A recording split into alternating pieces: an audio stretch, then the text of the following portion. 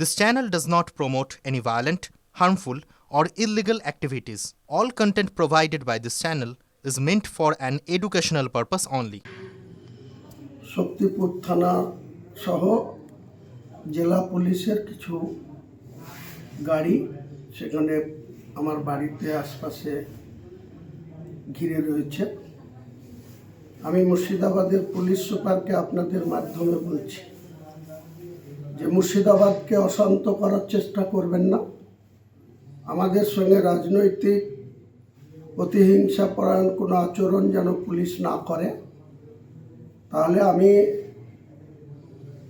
কিছুক্ষণ ওয়েট করব এবং আমার বাড়িতে যদি কোনো রকম পুলিশ কোনো অশালীন আচরণ করে বা আমার বাড়িতে যদি পুলিশ, আমার ছেলে বা আমার মিসেস, আমার বৌমা আছে, আর কেউ বাড়িতে নেই, তাদের সঙ্গে যদি কোনো অশালীন আচরণ করে, আমি এখান থেকে ঘন্টা দুয়েক পরে ঘোষণা করব আগামী বৃহস্পতিবার মুর্শিদাবাদ জেলার পুলিশ সুপারকে বেলা 12টা থেকে ঘেরাও করে এর জবাব নেব।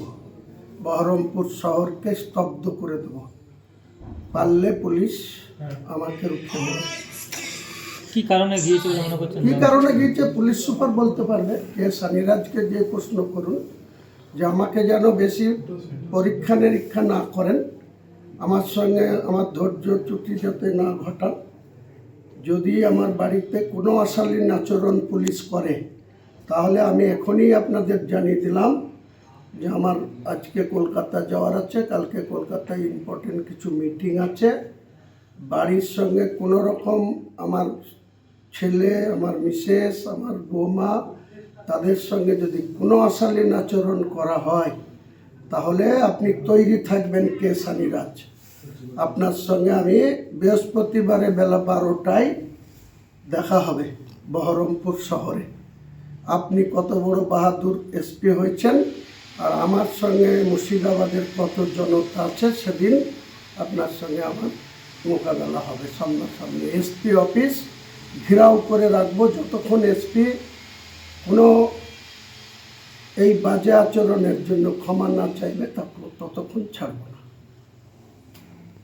এখনই ঘোষণা করে দিলাম যে বৃহস্পতিবার বেলা 12টা এসপি অফিস ঘেরাও, মুর্শিদাবাদের পুলিশ সুপারকে ঘেরাও করা হবে।